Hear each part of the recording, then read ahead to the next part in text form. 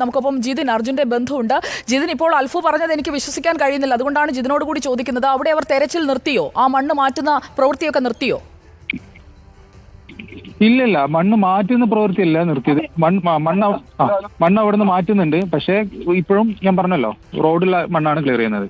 അതായത് നമ്മുടെ അർജുന്റെ വണ്ടിയുള്ള ആ ഭാഗം അതെവിടെയാണ് എന്നുള്ളതൊക്കെ ഏകദേശം മനസ്സിലായതല്ലേ? അവിടെ നിന്ന് മണ്ണ് മാറ്റുന്നില്ല എന്നാണോ?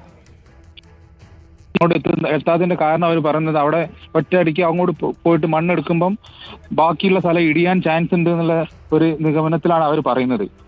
അപ്പം ഇനിയിപ്പം വേറൊരു മെറ്റൽ ഡിറ്റക്ടർ കൊണ്ടുവന്ന് ചെക്ക് ചെയ്യണം എന്നൊക്കെ പറയുന്നുണ്ട്. അതൊക്കെ എത്രത്തോളം നടക്കുന്നു എനിക്ക് അറിയില്ല. അത് ജിതിൻ, അധികൃതരെ ബന്ധപ്പെട്ടോ? അതായത് നമുക്ക് വേണ്ടി സംസാരിക്കാൻ നമ്മുടെ നാട്ടിൽ നിന്നുള്ള ജനപ്രതിനിധികളൊക്കെ വേണം, എന്നാൽ മാത്രമേ ഇതിൽ എന്തെങ്കിലും ഒരു അനക്കം വെക്കുകയുള്ളൂ.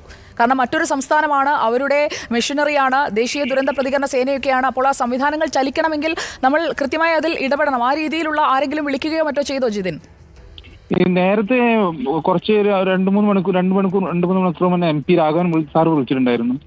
അതിനുശേഷം രാവിലെ എല്ലാം ഗണേഷ് സാറൊക്കെ വിളിച്ചിട്ടുണ്ടായിരുന്നു. പിന്നെ ഗണേഷ് സാറെ ഞാൻ ട്രൈ ചെയ്തിട്ട് കിട്ടുന്നില്ല. അദ്ദേഹം എടുക്കാൻ പറ്റിയിട്ടില്ല അദ്ദേഹത്തിന് കോള് വിളിച്ചിട്ട്.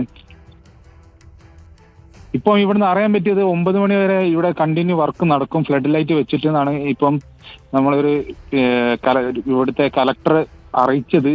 അതും എത്രത്തോളം ഉണ്ടെന്ന് അറിയില്ല. അത് നമുക്ക് നോക്കി തന്നെ കാണണം. കാരണം ഇവിടെ ഈ പറയുന്നതൊന്നും പ്രവൃത്തി വേറെയാണ്. ഇത്രയും സമയമായിട്ട് അവർക്ക് വണ്ടി കണ്ടെത്താൻ പറ്റിയിട്ടില്ല. വണ്ടി മണ്ണിന്റെ ഉള്ളിൽ തന്നെ ഉണ്ട്, പക്ഷെ അവിടെ എത്താൻ അവർക്ക് ഇതുവരെ പറ്റിയിട്ടില്ല. ജിതിൻ, നോക്കൂ, ആ മണ്ണിനടിയിൽ, അതായത് ആ ടവറുകളൊക്കെ വീണ് കിടക്കുന്നതിന്റെ മറുഭാഗത്തായി അർജുൻ എവിടെയാണുള്ളത്, അർജുന്റെ വാഹനം എവിടെയാണുള്ളത്, ആ സ്പോട്ട് കൃത്യമായി അറിയാം. അവിടെയാണ് ആ വാഹനം കിടക്കുന്നത് എന്നുള്ളത് മനസ്സിലാക്കിയിട്ട് ആ മണ്ണ് നീക്കുന്നതിന് പകരം വഴിയിലെ ഈ മണ്ണൊക്കെ നീക്കി അവിടെ നിന്ന് ഏത് വണ്ടിയെ കടത്തിവിടാനാണ് അവർക്ക് പ്രാധാന്യം കൊടുത്തുകൊണ്ടിരിക്കുന്നത്? പറയുന്നത് ഇത് ക്ലീൻ ആക്കിയിട്ട് പിന്നെ അവിടുന്ന് സൈഡ് മെല്ലെ ഇടിച്ച് അങ്ങനെ എടുക്കാമെന്നൊക്കെയാണ് പറയുന്നത്. ആദ്യം അവർ പറഞ്ഞത് എവിടെയാണ് വാഹനമെന്ന് കണ്ടെത്താം, ഞാൻ മനസ്സിലാക്കുന്നത് അങ്ങനെയാണ്, എവിടെയാണ് വാഹനമെന്ന് കണ്ടെത്താം, എന്നിട്ട് അവിടുത്തെ മണ്ണ് മാറ്റാം എന്നല്ലേ അവർ ആദ്യം പറഞ്ഞത്? അങ്ങനെയൊക്കെ പറഞ്ഞിട്ടുണ്ടായിരുന്നു. പക്ഷേ ഇപ്പോഴും അങ്ങനെയൊക്കെ ഇതാ പറഞ്ഞ, ഇവിടെ നമ്മുടെ മീഡിയയിൽ വരുന്ന വാർത്തയും ഇവിടെ റിയാലിറ്റിയും വേറെയാണ്. പുരോഗമനം എന്ന് വെച്ചാൽ മണ്ണെടുക്കൽ നടക്കുന്നുണ്ട്. അത് ഇപ്പം ഇന്നത്തെ ന്യൂസിന്റെ ഇമ്പാക്റ്റിന് ശേഷം നല്ല തകൃതിയായിട്ട് തന്നെ മണ്ണെടുപ്പ് നടക്കുന്നുണ്ട്. പക്ഷേ നമ്മുടെ വണ്ടീൻ്റെ അടുത്തേക്ക് അവർക്ക് എത്താൻ ഇതുവരെ പറ്റിയിട്ടില്ല. അവരുടെ ശ്രദ്ധ അല്ലെങ്കിൽ അവരുടെ ഫോക്കസ്, അവർ പ്രാധാന്യം കൊടുക്കുന്നത് വഴിയിലെ മണ്ണ് നീക്കി അവിടെ ഒരു 10 കിലോമീറ്റർ നീളത്തിൽ കുറെ വണ്ടികളൊക്കെ കിടപ്പുണ്ട്, അതൊക്കെ ഒന്ന് കടത്തിവിടാം, ദേശീയപാതയിലെ ഗതാഗതം സുഗമമാക്കാം, അതാണോ ജിതിൻ ശരിക്കും അവരിപ്പോൾ ഉദ്ദേശിക്കുന്നത്? അത് ഉണ്ടാകും, അതായിരിക്കും. അതൊരു പ്രയോറിറ്റി തന്നെയാണ് അവർ. കാരണം ഇതൊരു ബിസിനസ് ആണല്ലോ. അത് ആള് ലോറി ഡ്രൈവർ അല്ലേ, അപ്പൊ ആ ഒരു കൺസെപ്റ്റ് ഉണ്ടാവും. ഏത് ജോലി ചെയ്യുന്നു എന്നല്ലല്ലോ ജിതിൻ, അതൊരു മനുഷ്യനാണ്, നമ്മുടെയൊക്കെ ഒരു സഹോദരനാണ്. ഞാൻ അർജുനെ ഇതുവരെ കണ്ടിട്ടില്ല എങ്കിൽ പോലും ആ മനുഷ്യത്വം എന്ന് മുതൽ ഇവർക്ക് വന്നത് അറിയോ? ഇന്ന് ഉച്ച മുതലാണ് ആ മനുഷ്യത്വം ഉണ്ടായത് ഇവിടെ. ഞങ്ങൾ മിനിഞ്ഞാന്ന് മുതൽ ഇവിടെ അലഞ്ഞു ഹൃദയത്തിൽ വേദന പേര് നടക്കിയതിലൂടെ. എന്നിട്ട് ഇന്ന് ഉച്ച മുതലാണ് ആ കാര്യക്ഷമത അവിടെ കണ്ടത്. അത് നമ്മുടെ നാട്ടിലെ ആൾക്കാരെ ഇമ്പാക്ട് കൊണ്ട് മാത്രം ഉണ്ടായത്. എന്തിനാണ് ഇങ്ങനെയുള്ള സംവിധാനങ്ങളൊക്കെ ഇങ്ങനെ നിൽക്കുന്നതെന്ന് തോന്നിപ്പോകുന്നു? കളക്ടർ വരുന്നു, എല്ലാരും വരുന്നു, ഈ ന്യൂസിനും ഈ അവിടുത്തെ പ്രതിനിധികളെല്ലാം ഇമ്പാക്ട് ശേഷം എല്ലാരും വരുന്നു. അതിനുശേഷം ഇപ്പൊ വന്നിട്ടും നമുക്ക് ഇത്രയൊക്കെ ഉണ്ടായിട്ടും വണ്ടിയുടെ അടുത്ത് അവർക്ക് എത്താൻ പറ്റിയില്ല. ജിതിൻ, നോക്കൂ, ആ വാഹനത്തിന്റെ, അതായത് ആ വാഹനത്തിന്റെ മേക്കേഴ്സ് GPS ഉപയോഗിച്ച് എവിടെയാണ് വാഹനം കിടക്കുന്നതെന്നുള്ളത് അറിയിച്ചതാണ്. അത് അറിയിച്ചിട്ട് തന്നെ എത്ര മണിക്കൂറായി ജിതിൻ? വാഹനത്തിന് മാത്രമല്ല, ഇവരെ SP അവർക്ക് IG വന്നപ്പോൾ ഒരു റിപ്പോർട്ട് കാണിച്ചു കൊടുത്തു. അപ്പൊ അതില് വണ്ടി ഇവിടെ തന്നെയാണ് 100% സ്ഥിരീകരിച്ചിട്ടുണ്ട്, അവിടെ തന്നെയാണത്. എന്നിട്ടിപ്പോൾ എത്ര സമയമായി ജിതിൻ? എത്ര മണിക്കൂറായി? ഇത്ര മണിക്കൂറായി നിങ്ങൾ തന്നെ ആലോചിക്കും. ഇപ്പോൾ അർജുന്റെ വണ്ടിക്ക് മുകളിലെ മണ്ണ് മാറ്റും, അർജുനെ ഇപ്പോൾ വൈകുന്നേരം ആകുമ്പോഴേക്കും കണ്ടെത്തുമെന്നുള്ള ഒരു പ്രതീക്ഷയോടെയാണ് ഞാൻ രാവിലെ മുതൽ ഇത് പറഞ്ഞുകൊണ്ടിരുന്നത്. പക്ഷേ ഇപ്പോൾ എനിക്കും ആ നിരാശ സഹിക്കാൻ പറ്റുന്നില്ല. അതുകൊണ്ടാണ് ഞാൻ കുറച്ച് ഇമോഷണലായി സംസാരിച്ചു പോയത്. ജിതിൻ, ക്ഷമിക്കൂ.